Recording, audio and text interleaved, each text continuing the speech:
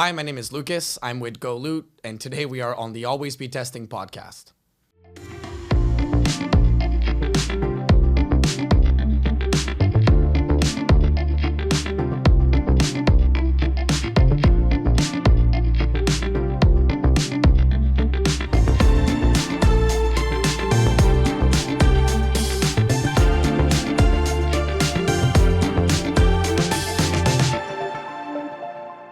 Welcome to another episode of the Always Be Testing podcast. I'm your host, Tye DeGrange, and today I'm talking to Lucas Beland. Lucas, how are you, man? I'm doing well. What about you? I'm doing great. We're here in New York. We're in this great recording studio.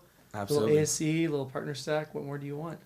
Nothing. And thank you for having me. It's a pleasure. This is a really, really cool space. Thank you. Yeah, I think we just learned that did Nas record in this studio? I think that's And the album, apparently, too. the album. The album. Not just any Not album. just, yeah, exactly. The album. Yeah. Lucas Beland is the founder and CEO of Goloot. Tell us a little bit about Goloot. Yeah, absolutely. Goloot is an advertising platform that helps brands, advertisers, and agencies leverage content websites as a means to attract and acquire customers at scale. And the vision and the idea was, why is content such an expensive and hard to scale channel with flat fees and IOs, and as we like to say internally, like 100 emails for 100 different publishers? And is there a way we could create a transactional platform that facilitates everything for every party? Amazing. So you can come onto our platform, create a campaign, you pay one price, one budget, and we activate you across now hundreds of newsletters, blogs, and top tier content. I love it. There's technology, there's AI, there's services, and so much behind it, and a great team. That's amazing. That's what we do. It's such a huge topic for affiliate marketing, having been an affiliate for so long and seeing so many changes. Like, content is what, there's been an explosion of the demand for it. People are clamoring for it. They're trying to pay and understand the value. So the fact that you're facilitating this, making it easier, giving brands better access to it is super exciting. So thank you. That's amazing. What inspired you, what was it? You were 19 years old? Yeah. To start this thing at such a young age. That's insane. No one starts life thinking they will build a content ad network. That's definitely not like what I wanted to do when I was 5 years old. And it wasn't on my destiny. But, I originally started in gaming. And, it ties back to kind of what we do today and how we do it. But, 12, 13-year-old Lucas is like a passionate little entrepreneur, and games was probably the only thing I understood well as a teenager. So I started playing around and trying to build my own games. And with that comes advertising very instinctively. So, most mobile games are monetized through ads. Yep. So I discovered ad products really young. I was the weird 12-year-old kid that talked about ads, and everyone was like, don't you have like friends and passions and things you like to do?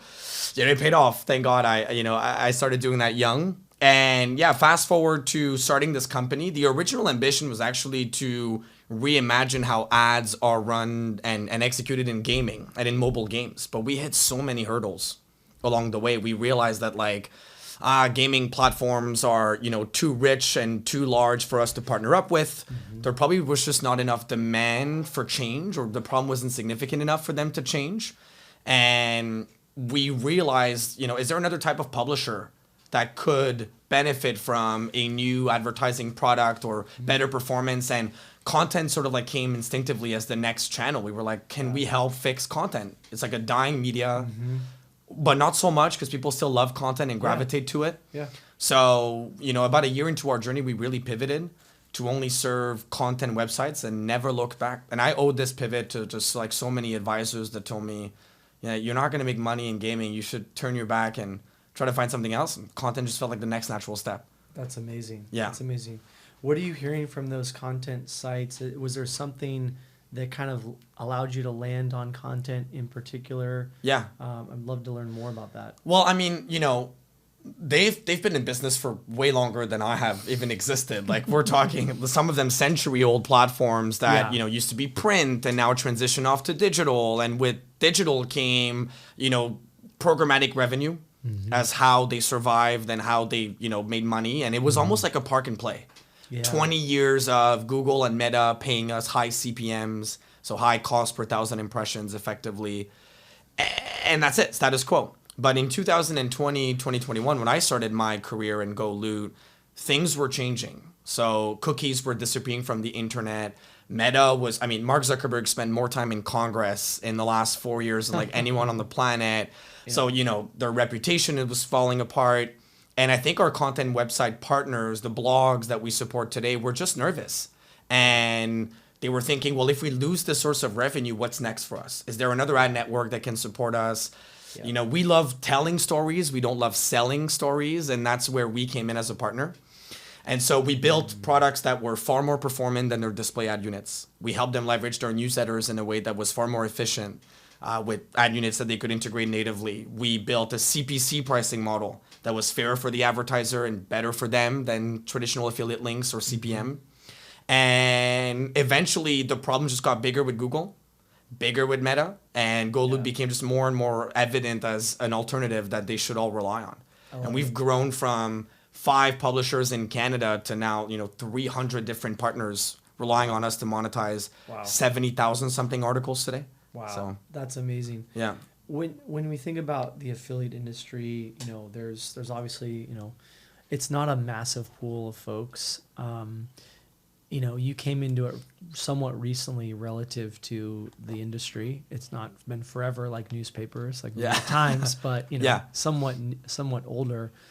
Do you think there's like an outsider perspective that you brought to the industry that, like, how do you think that shaped the creation of Goloot and how you approach it? So I was really, really fortunate to start this company in Canada because I don't know why Canada has so much affiliate superpower.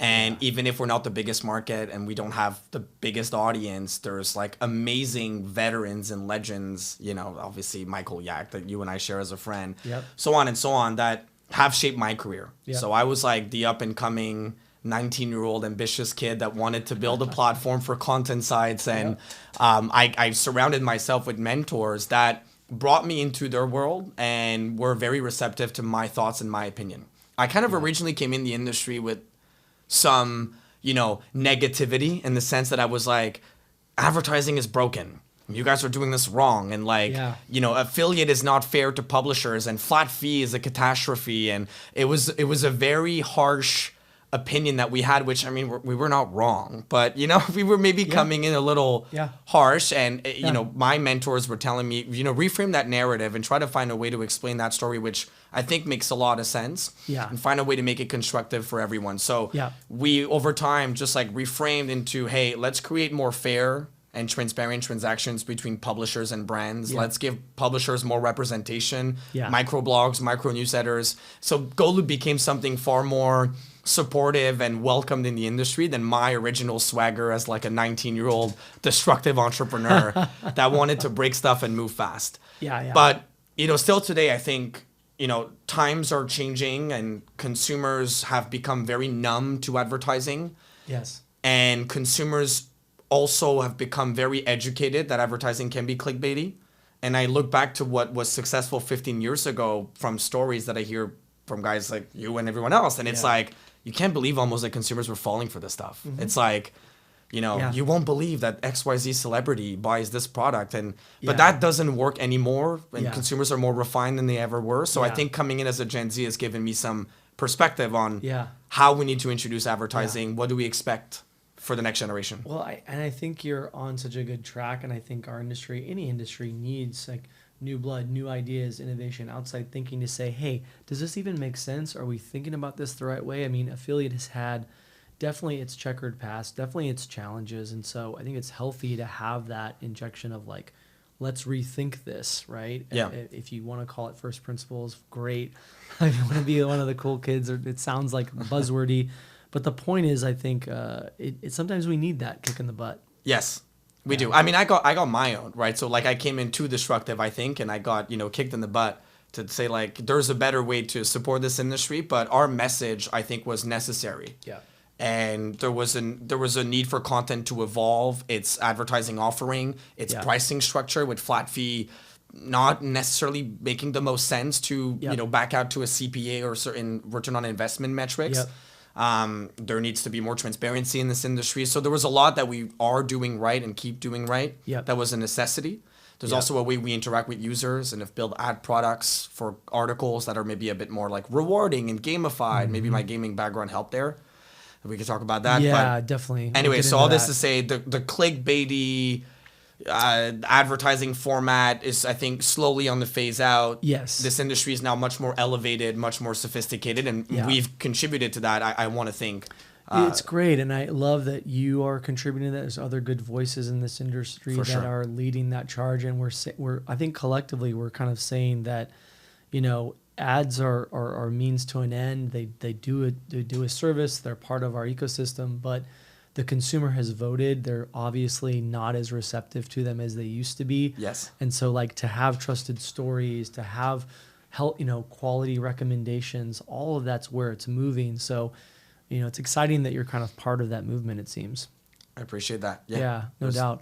One of the big themes of the pod is, testing, learning, experimentations.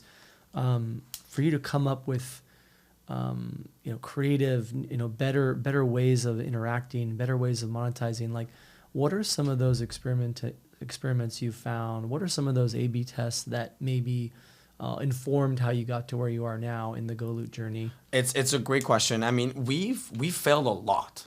Like, we failed probably mostly, and every other year and every day I feel like it's the thing that we do the most. Yeah. And Yeah. I try to nurture even now as we've scaled and the team has grown and the pressure is just mounting to preserve that culture of, iteration, A/B testing, pushing the next limits and going from there. But, one of the things that was super interesting early on coming into performance marketing through content was and when I started 4 years ago, 5 years ago, one of the big topics was shoppable content. People were talking about creating a transaction moment in an article. So you could read and you see a product in whatever, let's mention Vogue, you see a product and you'll buy right there and there. You'll pull your credit card out and make a purchase. And like, I want to say that Bolt made an acquisition for like $200 million 4 years ago in that, Yeah. sort of stack and field. And we thought this was it. Like, we had to bring users closer to the transaction moment.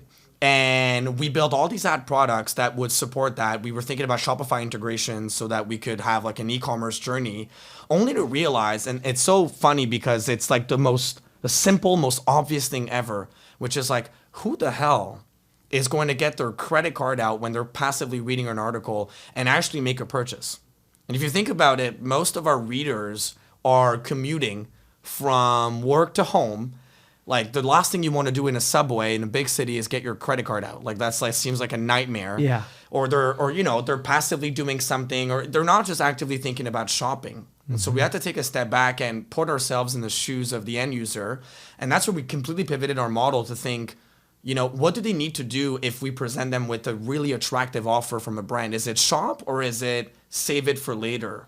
Is it send it to their email address so they can, consume it at a later time? Is it text themselves a discount code or text themselves a unique code that they can use at a later time? Is it added to an Apple Wallet? So Yes. whenever they shake their phone, they can get back to it. We completely reframed our UX Yeah. because we were so influenced by what was modern and tacky in 2021, completely failed to understand what consumers are actually doing, and arguably even what I was doing. Took a step back, reimagined our model, and it defined Goloot's interactions with now about 50 million shoppers every month. Wow. We have users that are coming onto these offers and ads, and the first thing that they do is send it to their inbox. Like, we just, in a press of a button, forward a discount code, that. and they will shop within 6 weeks of that initial interaction. They don't even have to buy now. Most of our audiences are converting onto a very long sales cycle. I love it. Yeah. It reminds me, there was an Andreessen Horowitz venture capitalist, I want to say her last name was Chen, who talked about how micropayments are a big thing in Asia. And I've always thought to myself, like, when you're in that gaming moment, when you're in that reading moment, like the use case you referenced on the subway, it's like, what a perfect opportunity to like allow people those micro actions. And Yes. it seems like there's maybe some convergence of that gaming background with the gamification with the micro action. Yeah. It's awesome. It was, and it's a fine line between where can you take the user and how close can you get the user to a desired action. And sometimes the longest path to the sale or the purchase ends up being the most efficient. And trying to push onto these users, click on an affiliate link and go shop now, or buy this product immediately or you're going to lose it, is not how they want to shop. Yeah. And so we had to completely reframe our products and our models. Yeah. And it changed definitely the trajectory of Goloot. Yeah. There's a lot of that in the gaming world. There's a lot of that in mobile apps in general, where they understand that users are not going to consume specific products or not going to make in-app purchases immediately. And it's far more about taking you on to that addictive, almost like dopamine fueled journey to a reward, and hence our name Goloot to some extent.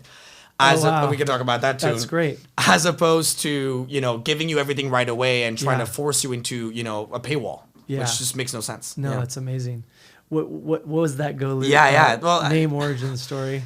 Originally, we wanted to build a game, and loot is so inherent to gaming. Yeah. So my model was, bringing e-commerce offers into the gaming world, and the loot would become these Crocs discounts and these Foot Locker discounts, and I still think it's a pretty good idea. Yeah. Problem being, working with mobile games is way, way more difficult than I thought it would be. Yeah. Maybe one day, maybe in 5 years from now, we'll have a whole network of games. But, we managed to bring that back to the content space. And my CMO and I were talking, Pierce, who's my business partner. Him and I were talking about, do we change the name? Because, Goloot doesn't mean anything in this industry filled with ad X, ad B, ad C, advertising A, advertising green, advertising red. So we were like, do we change the name? Yeah. And we decided not to. We were like, does Google mean search engine to you? Absolutely not. So we just found it was quirky and funny and memorable. And we still have this value of bringing e-commerce offers into content. There's still an aspect of reward and earning something and taking users into that journey. As I said, they redeem all these things. They're sharing our coupons with their friends from articles they read on L. Yeah. We get so many interesting interactions. I love that. So we just kept the Goloot name forever. And I have a tattoo of the G now, which I will not disclose where. And I now I'm telling our marketing teams, you can't change it. The thing is, it immediately makes no more sense if I have the tattoo. No, it's really not changing. You'll have to fire me and then maybe make that decision later on. That's amazing. You kind of, wow. We'll delve into that another time. But you talked about the Foot Locker example. Yeah. You've had some really amazing wins with brands. Microsoft is another. There's a long list, right? What are some of in the spirit of the pod? What are some of those whoa, that was interesting, that was surprising. Yeah. That was a notable learning from some of those campaigns that you ran for those brands. It's a great question. We learned really quickly what we were terrible at, given, how users were just not buying. And again, it sort of ties back to, would you even yourself do it as a consumer? Does it even make sense for you to buy a $17,000 Sony sound system off of that's such a rare purchase that you need to probably have such a strong layer of first-party data and targeting to find the right user at the right time. Yeah. We realized really quickly that ubiquitous products made far more sense for us. So something you can buy on a whim. 20% off Crocs is great for most consumers in the world. And generally, if we cast a wide net through content, odds are, or newsletters or blogs, even without really niche targeting, which our industry needs to stop relying on so much because it's going away, we would find buyers. So I think we quickly adapted our ICP, or ideal customer profile, based on what a consumer in content is most likely to shop. And the same thing happened to us in B2B, right? So we launched a B2B advertising business a year and a half ago or so. We were we're going to get a ton of buyers through content. We're going to get business blogs and all that stuff. And then, we started taking on enterprise brands that wanted us to sell enterprise products. And then we launched our campaigns, and then just nothing happens. And I'm take a step back, and it might seem evident to someone listening to this podcast, but when you're in the weeds of it, you're just hustling and getting stuff done. For us, we were hey, does it actually make sense for a large company like Tesla to switch CRM over a blog? I don't think Elon Musk is going to switch his CRM tomorrow because he saw a newsletter. You know what I mean? So it obviously is curating for small and medium businesses. It's curating for the micro entrepreneur, and changing completely who we sell to has, changed the trajectory of our performance in B2B.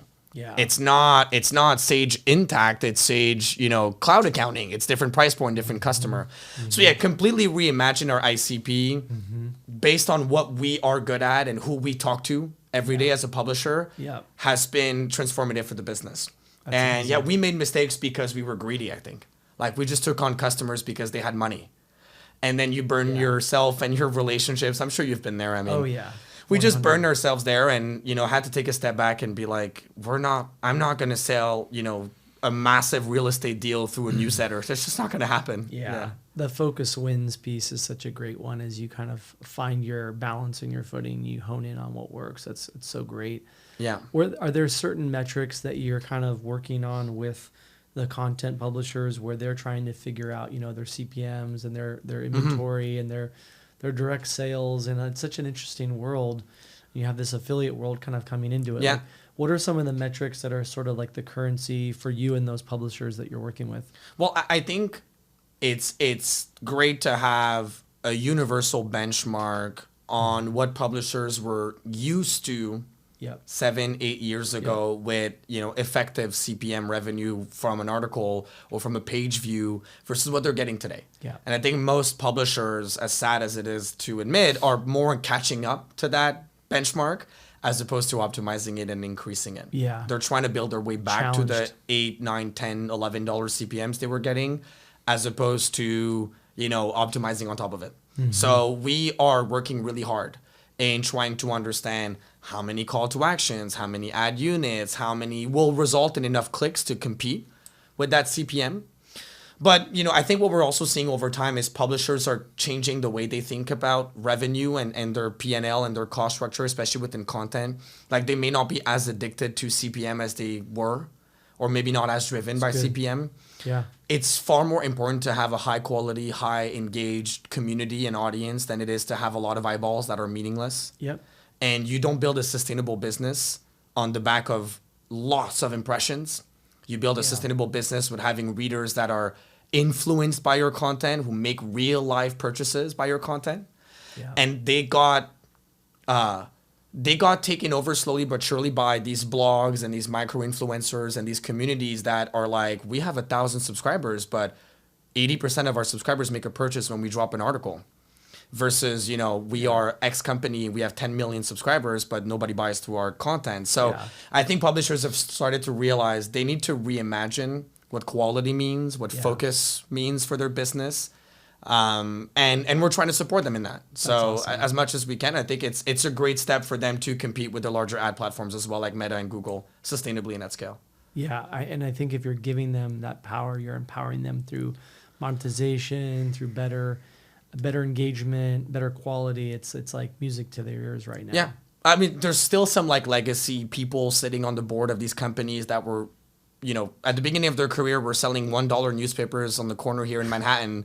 And now they're still trying to make their way back to like CPM. But I think there's a whole new generation of leaders within content that understand the influencer competition or the curated communities that are competing against the big Vogues and the big Cosmopolitan and the big, USA Today.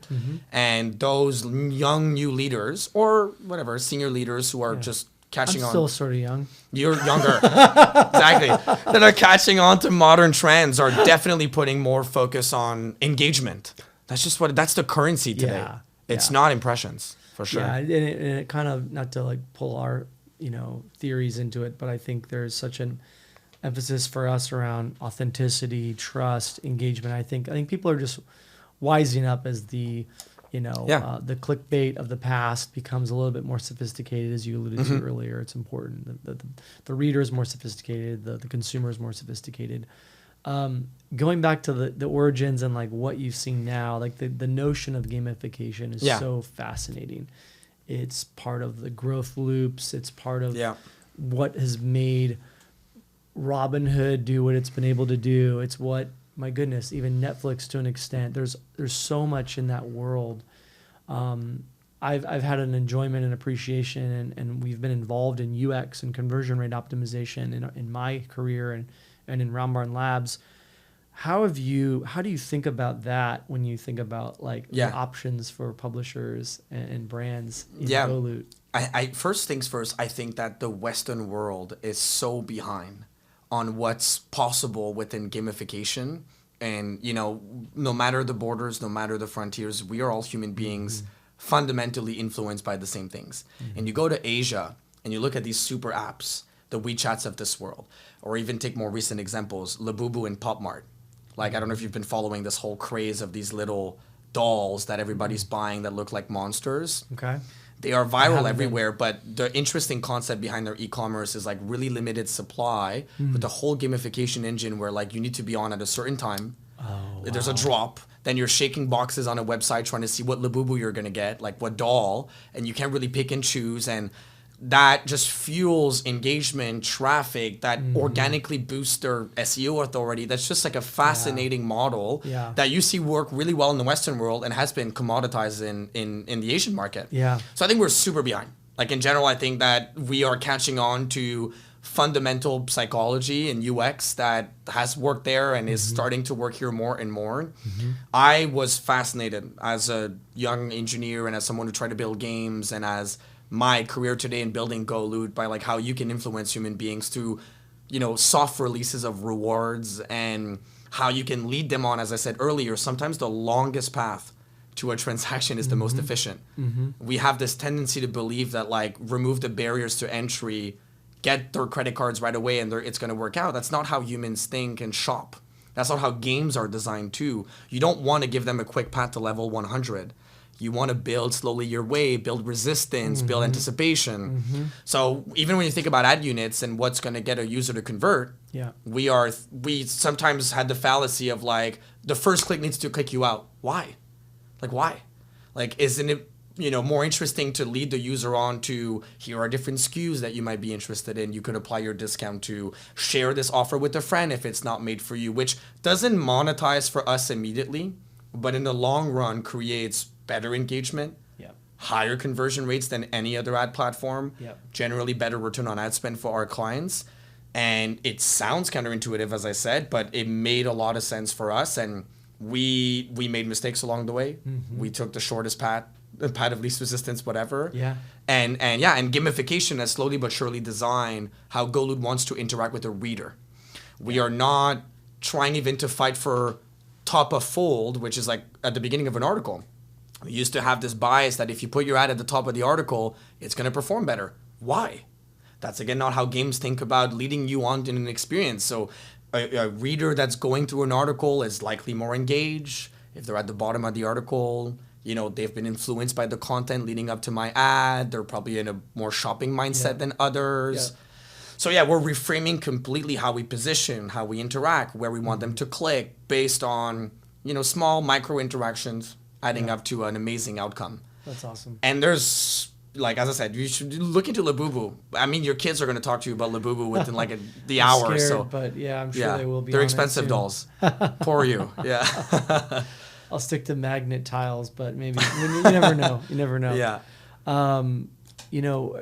At a basic level, there are like 5 options. They're like these are the ads that a partner can get access to that they integrate with on their content site, or is it kind of like one of those things where it's much more vast than that for those that are not as aware of the Goloot offering and kind of how the system works? Just at its basic level, is it like here are your options? Like what do those look like for the average advertiser? So for the advertiser, the options are standardized. So brands provide creative assets, generally offers, although it's not a must, but whatever. They create a campaign that has nothing to do with the format. It has to do with what do they want to tell, what story do they want to sell to our network, what kind of customers are you looking for, what markets can we help you reach. Awesome. And then the publishers themselves, we equip them with formats that are all variations of the same thing. So there's like 3, 4, 5 formats that you can integrate in any sort of article or newsletter. They all support the same size of assets. So one advertiser can be introduced in all of them.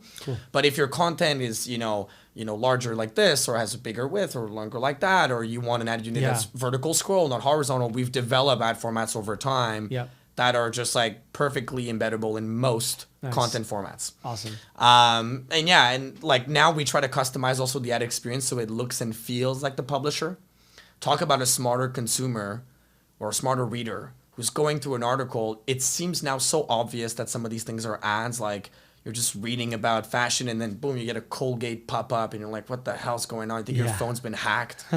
Like that's not the experience we're going for. Yeah. Like we're trying to say like, hey, you know, our partner Elle Magazine or our partner US News is trying to give you this added offer because you're consuming their content, and back to gamification, click here, go there, redeem it, send it to a friend, leading them to a purchase. Awesome. So yeah, the ad units will look and feel differently based on the publisher because we create those experiences and these micro interactions for each and every one of them. Yep. But they all behave the same way, and you get about 4 or 5 options as a site. Awesome. And for the brands, you know, there's all across the spectrum of like super DR, super branding. Yeah. How do you kind of position and kind of explain and report out to say, okay, you got your CPC options, this is your return on investment, maybe there's some full funnel value. Like, are you finding that it's like, how do you kind of communicate the value to agencies, brands, et cetera, who are kind of like constantly looking for ROI, constantly looking for DR, needing to kind of balance things? Look, we didn't even want to bother with awareness. Like we told ourselves that's the publisher's business. They have that figured out. They have amazing PR packages. We are performance. And you come to us with a very specific goal. You come to us because you want to acquire a customer at a CAC or customer acquisition cost that's competitive to what you're getting on Meta. And you want something that scales. So our 2 value propositions to agencies and brands were you'll get amazing results, and we will create a structure for you that is very scalable. You don't have to pay a flat fee and get your CFO to approve your crazy expenditure. You will be able to choose and select content sites, but there's going to be hundreds of them all at once, so you're not going to have to negotiate with each and every one of them. So, you know, the performance and the scale have really been the common denominators. And I just find that most agencies and brands resonate with that. Yeah. Like they want to move away from low funnel audiences. That incrementality is debatable. You know, are you getting value there? Are you paying these partners too much? They really want to leverage content, but then they face the flat fee, IO, 100 email chains to get one campaign off the ground, super complex asset requirement. Yeah.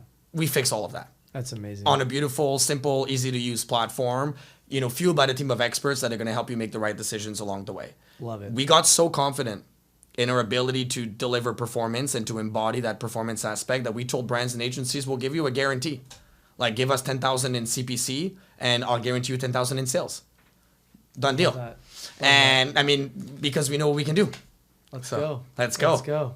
Now? Where do I sign? Exactly. Kind of the other flip side of that coin on the, you know, you get your brand side. Yeah. When you're thinking about courting the supply, great publications, all this history, all this, you know, all the challenges that they're dealing with, good and bad. How are you making sure that supply is rich and high quality and constantly right for Goloot? That's the hardest part of our business. Like supply has been way more. I mean, we're one of the only businesses, I guess, where like, you know, the thing that doesn't drive revenue is the hardest to get. The brands have been the easiest to court, but the publishers are a heavy lift. You know, so we have a challenge in scaling quality, obviously, like any network. So that's been a priority of ours. Like I never open my platform to a public page where anybody can apply. And we purposefully chose, although it meant more expenses, full-time human beings, building relationships, having conversations, traveling to cities to meet with publishers. We invested in that because we knew that was the only way to control quality and not have a Google workspace that we are proud to support, or a Forbes, a Foot Locker, whatever brand we work with. Forbes is not a brand, but you get the point. Not end up on the wrong content. Not end up alongside or adjacent to an opinion they don't want to support. So we never found a better way to scale quality than just to get on a plane, sit down with the publisher, build that relationship, shake hands. And that's partly why the brands come to us as well, because there's just a lot of depth and a lot of scale, but consistent quality and a team of publisher superstars like Zoe, that you know very well on my end, who are just building these amazing relationships. I don't know if 5 years from now we'll have an open network. I tell you, my investors want me to, because they're like, that's so expensive to maintain, but it's part of the secret sauce. You know? Yeah, it's kind of this interesting thing where you have AI and data and all these tech things coming at us, and you and I live and breathe it. We're experiencing here at this conference and here in New York, where the relationship piece is still a magical part of the ingredient. It's a big differentiator. It's the secret ingredient. Yeah. It really is. I think you're doing a great job of emulating that and being a leader and being walking the walk. And I think that's coming from you. Coming from you. That's crazy. Yeah. Speaking of that, we're both in the game of bringing on great talent, like you referenced earlier, and finding amazing people and attracting that and retaining that. What are some of the things you and your team are doing to make sure that you are bringing on the best people, quality standards are there, all of that good stuff? That's another really tough part of just managing a business, and that has nothing to do with building content and networks and CPCs and performance. That's just culture. And I think the first thing that I realized being such a young founder, like I'm 24 years old, I have employees that their kids are older than me. You know what I mean? Like I hire people and put food on their table. That's a huge sense of responsibility, and their families are older than me. And that's a very weird and interesting relationship. And I think the only way you can manage that properly is authenticity and understanding that culture doesn't come from, it comes through. Right? It's not because you say great things as a leader. It's not because you promise amazing things and you have a vision board that says we are inclusive and we are hardworking, that magically your company will trickle down and embody those values. Everything comes through.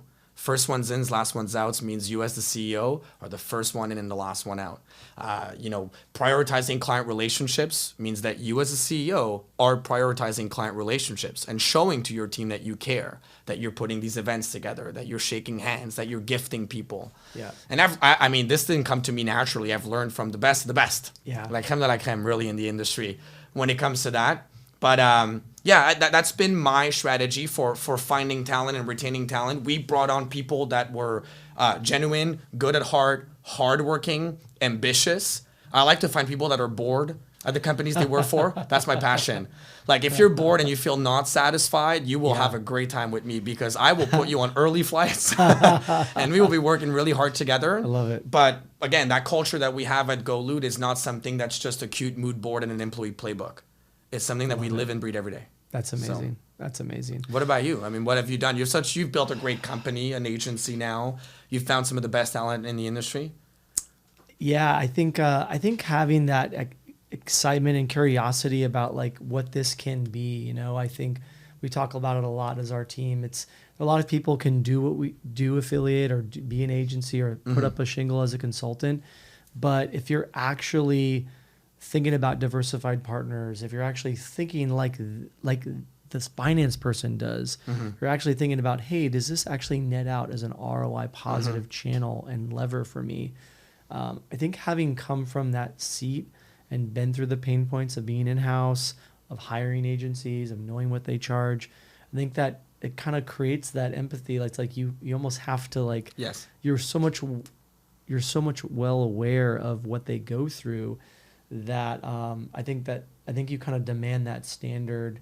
Your team sees that higher standard opportunity, and they know that it's not just another job, it's not just another agency. We recognize we're not, putting a man on the moon or curing cancer, but there's a pride element to it, and there's an excitement element to be a higher quality standard. And I think that, like you said, it's like you can get people, we're all in this together. We're all rowing together. I'm willing to do, there's an old Michael Jordan claim of like, yeah, I'm going to ask you to do what I'm willing to do. I'm going to be up early. I'm going to work hard. So I think there's a little bit of that walking the walk piece that you referenced that helps. But I think it's exciting to know that you're giving that value. It's not just a claim. You're actually saying, we proved it's ROI positive. You're making a lot of money. We want to make you really wealthy or really successful or really great experience for your customers. I love that you think, and it applies also to the network, not just the agency business or the publisher business, not just the agency. We tend to build these processes and these systems that desensitize all of us from the human beings behind this business and who the buyers are, what do they think about it. It feels like it doesn't scale really well, but actually retention scales. Yeah. That's the one thing that I remind everybody, retention scales. Training your customers every year because you are, trying to fit everybody in the same mold and you're overcharging them and you're not sensitive and you're not having these conversations, might get a great run for 2 years, but your business won't be around when I'll be still, building my mountain. So Exactly. I remind our sales team all the time, and I think you have those values as well. Like, our product starts at hello. It's not just an advertising platform and a content network and great data and great ROI. Our Yeah. product is the events we put together. Yes. Our product is how we interact with our clients and remembering what they care about. Our product is calling them and, you know, checking in on them. That's all part of the experience. Oh, And I yeah. look for people that vibe with that and are not just going to come in to kill the emotion behind the business. Yeah. Yep. The And heart and soul then I is turn around to the board matters. and I say, well, it might be slightly more expensive, but retention scales. Big Absolutely. time. Big time. One of the recent pieces we shared on LinkedIn with around some of the team was around even the best technology.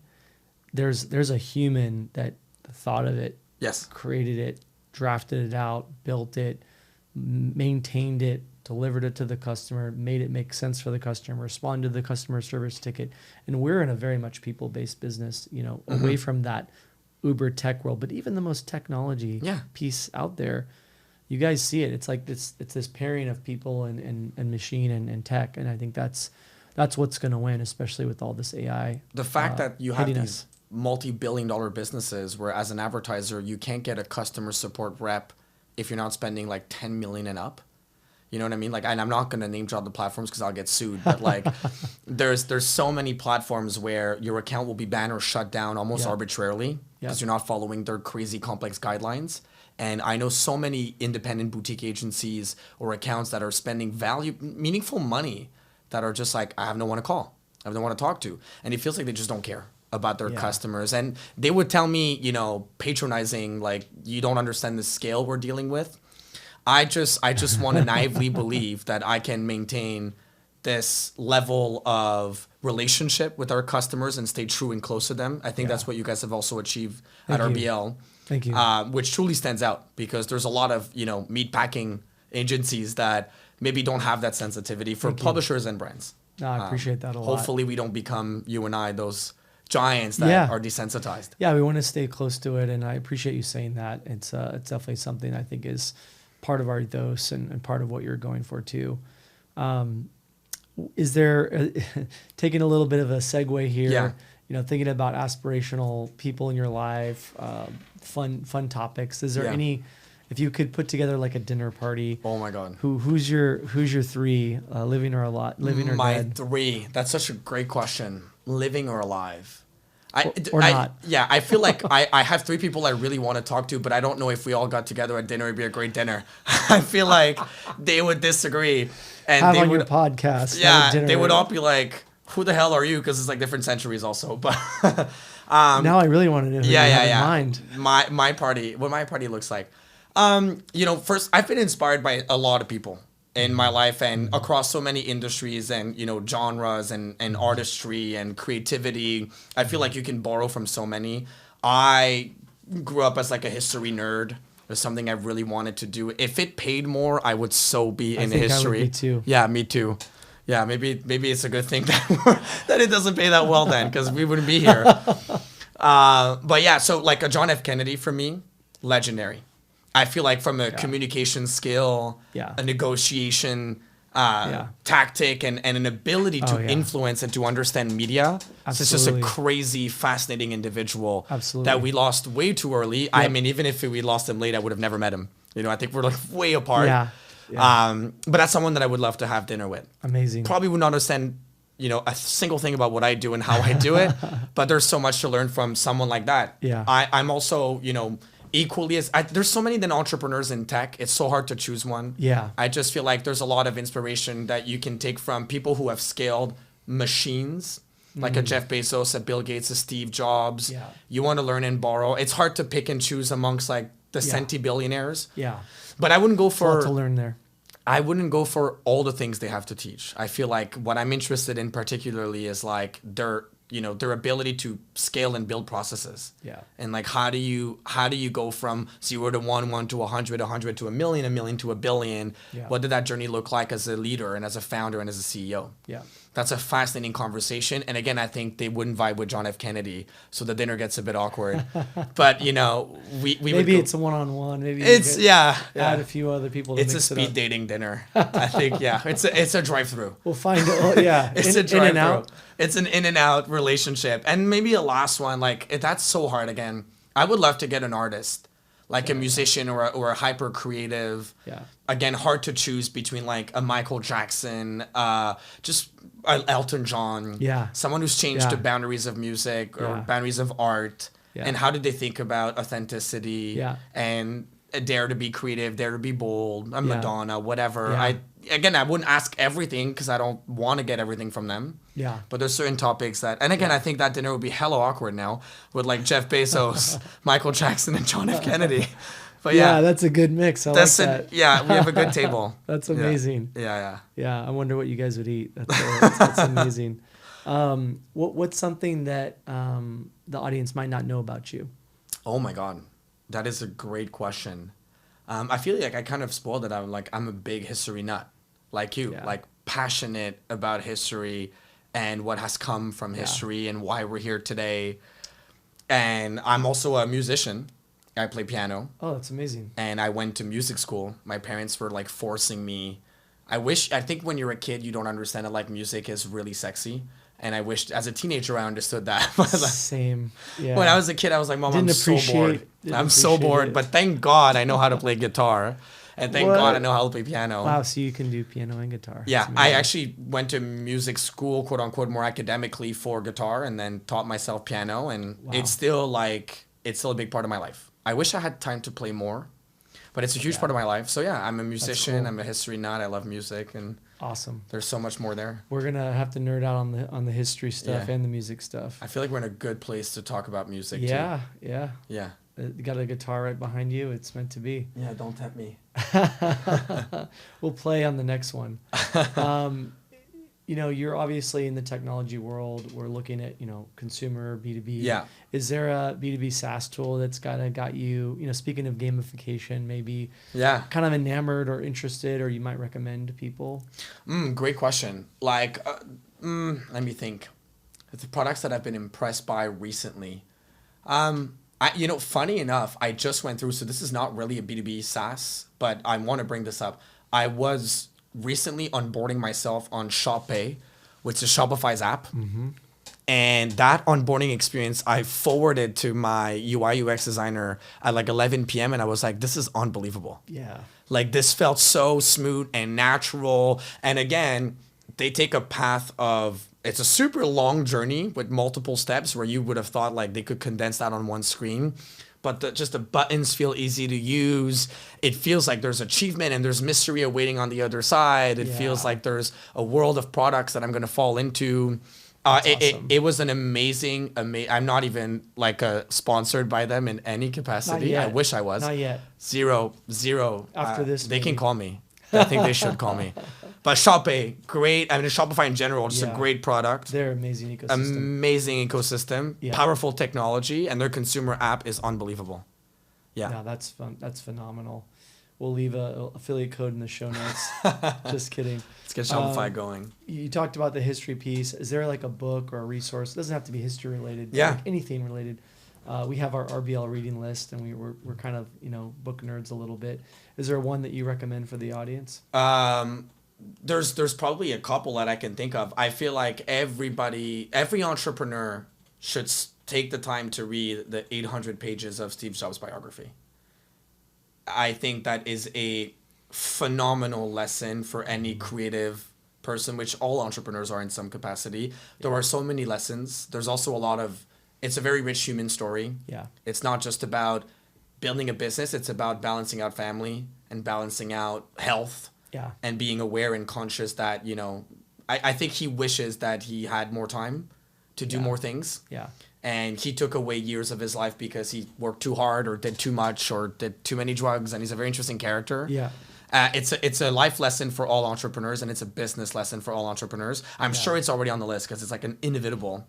But I recently finished it, and it was a marvelous, marvelous story. That's amazing. Very much so. Very Fascinating cool. individual. Very cool. Yeah, he's unreal. It's Love that book recommendation, and Yeah. more to come. And I'm a huge bio guy too, like the biographies and Yeah. like historical biographies. I feel like there's a lot of the past history that you reference that's actually really good when you're thinking about what's coming next, Yes. what is investable, what should you build, what's coming, what are we experiencing now. I think that history knowledge, taking that in, it sounds like, what are you talking about? And most people History. don't know much. Like, we know him as like Apple and whatnot, but like his whole story with Pixar, who's also he started and founded. He's this unbelievable creative person. Yeah. Who also was his own enemy in so much Oh yeah. capacity. And also Apple's culture is fascinating and pushing limits and boundaries. I changed the way I run my business because of this book. I came back from reading this book on the beach after like a couple of days of holiday, and suddenly I thought to myself, like, I'm way too much of a nice guy. And it sounds terrible to say, but it's like I'm too lenient. I'm not putting enough pressure on all departments. I'm not keeping things, performance oriented. Yeah. I'm not expecting enough from people I know can do more and have the potential to do more. Yeah. And I think he had this affinity of finding in each and every one that he worked with the best of the best of the best. Yeah. And the most that you could deliver. Yeah. So I came back halfway through the book. You don't even have to finish it. Yeah. Inspired by I like, did the audio. I'm like, my team can do more. These people on my team are so smart. They can deliver more and better and don't settle. Yeah. There was so much there. In some ways, you can kind of lift up teams and individuals in a very positive way, and expect more of each other. And I think I've had similar epiphanies at times where I've read resources or read certain snippets or leaders like that, and you don't necessarily maybe go to that length or quite that far. But I think there's definitely times in my career where I've had a similar epiphany of like, okay, it's time to dial it up a little bit. It's not just about, being the nice guy. It's about benefiting results, performance, helping everybody get to a better place. He's almost like the caricature of like, he yells too much, right? He's too angry, he's too a little emotional. abrasive, and That's where you don't want to be. I think that's the one thing that you learn through the book as well, obviously. Yes. But his expectation of what everyone could do. Yes. And they talk about like he has this ability of like transforming reality around him almost. Mind bending, or what do they call it? Yeah, whatever. Like, reality distortion field. Reality distortion field. Steve Jobs like reality distortion field. It's so, again, and like as any creative person, any manager, because I feel like entrepreneurship is a something that you could bring into your life as an athlete. You can bring into your life. It's just a way of living, not so much a career. Yeah. So anybody who wants to be an entrepreneur, wants to redeem entrepreneurial qualities, there's a lot to learn from this book. And there's a lot to learn from expecting from the people around you more. Yeah. And that they can do better, and pushing them positively without yelling. And enabling them to do it. Yes. Enabling them to unlock it for themselves. Yes. If that's their path, they can choose it. And it's very inspiring. A little bit of an opt-in there. Yeah. And wear shoes in the office. That's the only thing that you learn from this book. No, I need to maybe no calligraphy. I don't need to do the calligraphy or the drugs or the no shoes. Yeah. But no retreats in like Japan for like 2 months. None of that. Yeah, no, not for me. Amazing. Lucas, this has been amazing. We've dropped some amazing stories about just your journey, what you've created with Goloot is really something special for the affiliate community, for growth, for brands, for publishers. Thank you. It's just awesome to have you and hang out with you here in New York. You're the best. Thank you. You are too. Thank you. Where can people find you that want to learn more about Lucas and Goloot? Well, we are very present on LinkedIn, so feel free to follow us there. I think that's like the number one way to interact with us and interact with me and follow our journey. And we try to post videos there and stories, so I definitely encourage anyone to reach out. Same on my LinkedIn. Connect with me, DM me, tell me your story. I'm always happy to chat. And well, thank you, Tye, for having me. It's been a real pleasure. You're an incredibly inspiring person, can tell great stories. And working with you outside of the podcast and in the podcast, it's just always a pleasure. Always a pleasure. Thank you so much, Lucas. It was awesome. My man.